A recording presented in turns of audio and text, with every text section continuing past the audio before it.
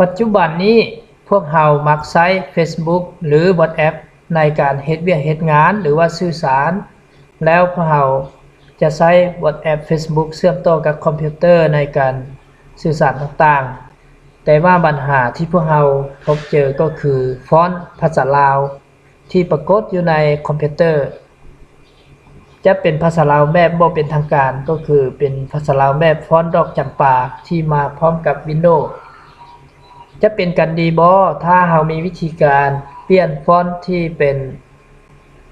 ภาษาลาวแบบดอกจำปานี้ให้เป็นภาษาลาวแบบเป็นทางการขึ้นหรือว่าสวยงามเพชรสลัดโอทีแบบนี้เราจะมีวิธีการเปลี่ยนได้บ่หมู่เพื่อนแน่นอนเนาะเพราะเรามีวิธีการเนาะเดี๋ยวมื้อนี้ให้ติดตามต่อไปเดี๋ยวข้าพเจ้าจะพาพวกเราไปตั้งค่าเลยเนาะอันนี้เรากลับมาที่หน้า Facebook ของเราเนาะเราจะเห็นว่าเนี่ยข้าพเจ้าจะเปิดไว้เนาะเวลาเราเลื่อนเห็นภาษาลาวอยู่ใน Facebook ของเราจะเป็นฟอนต์แบบนี้เนาะตอนนี้ก่อนหน้าที่บ่ทันได้ตั้งค่าเนาะเดี๋ยวจะพาพวกเราไปตั้งค่านำกันบ่ว่าจะเป็น WhatsApp คือกันเนาะฟอนต์ที่เราปรากฏตัวอยู่ในอินเทอร์เน็ตหรือว่าอยู่ในคอมพิวเตอร์เบราว์เซอร์ของเราจะเป็นแนวนี้และพวกเราอยากเปลี่ยนให้มันเป็นฟอนต์เพชรสลัด OT เนาะจะมีวิธีการแนวใดเนาะอันที่1นี่เนาะทำบิดนี่เราไปที่3จ้ำตัวนี้เนาะ3จ้ำอยู่หน้าเบราว์เซอร์ของเรานี้แล้วก็กดไป1ครั้งก็เลือกลงรูปนี้เนาะให้เห็นคำว่าตั้งค่าหรือว่า setting เนาะให้เห็นตัวนี้เด้อเห็นรูปความเฟืองตัวนี้เนาะไปกดใส่1ครั้งวันนี้จะปรากฏตัวออกมานี่แบบนี้เนาะหน้าตาแบบนี้ให้เราเลือกคำว่า appearance เนาะให้เรากดไป1ครั้งหลังจากนั้นปึ๊บให้เราเลื่อนลงมาอยู่ใกล้ๆสีฮอดแถวรูปนี้เนาะแล้วเขาก็จะปรากฏเห็น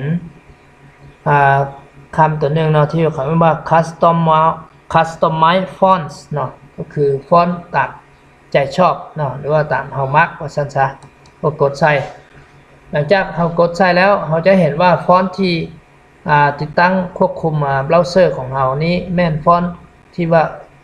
Arrow เนาะหรือว่าบางคนอาจจะเป็นฟอนต์อื่นๆไปเนาะอาจจะเป็น Times New Roman ไปเนาะและเราจะมาเปลี่ยนฟอนต์ตัวนี้ให้เป็น Pencil OT ควบคุมเบราว์เซอร์ของเราเนาะก็เลื่อนลงมาเนาะให้เห็นตัว Pencil OT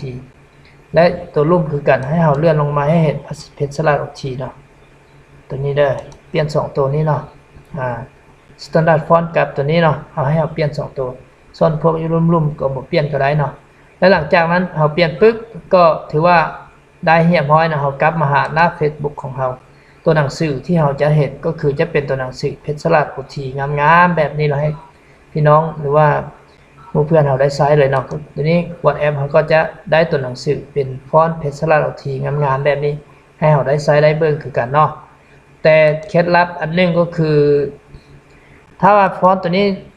ถ้าว่าคอมพิวเตอร์ของพี่น้องหรือว่าของหมู่เพื่อนยังบ่ได้ติดตั้งฟอนต์เพชรสลัด OT เนาะเขาก็จะบ่เขาจะเลือกอยู่ในนี้จะบ่เห็นเนาะจะบ่ทันมีเนาะถ้าบ่ทันมีเขาก็ไปเนาะก็ไปที่ Google เนาะ Google แล้วก็พิมพ์คำว่าเพชรสลัด OT ใส่นี้แล้วก็จะมีหลายๆเว็บไซต์เนาะหรือว่าของรัฐบาลลาวเขาเนาะก็จะมีให้เราดาวน์โหลดเข้ามาแล้วเราก็ดาวน์โหลดออกมาปึ๊บเราก็มาติดตั้งเนาะติดตั้งในคอมพิวเตอร์เราก่อนถ้าเราบ่ทันติดตั้งนี่เราเลือกฟอนต์ตัวนี้จะบ่เห็นเนาะอันนี้ก็จะเป็นเคล็ดลับเล็กๆน้อยๆในการนำใช้คอมพิวเตอร์เพื่อให้พี่น้องเราสะดวกเนาะหรือว่าให้สวยงามตาเนาะเวลาเราใช้เนาะมามื้อนี้ก็จะพบพี่น้องแต่ซ้ำนี้เนาะก็ขอบใจเนาะแล้วถ้าใครอยากได้ความรู้ดีๆหรือว่าอยากมีความรู้เพิ่มเติมเนาะเกี่ยวกับเรื่องการนำใช้คอมพิวเตอร์หรือว่าเรื่องการเฮ็ดเวียกเฮ็ดงานต่างๆเนาะก็อย่าลืมติดตามข้าพเจ้าในตอนต่อไปเนาะก็จะมีเคล็ดลับดีๆมาฝากพี่น้องเช่นเดิมเนาะขอบใจหลายๆ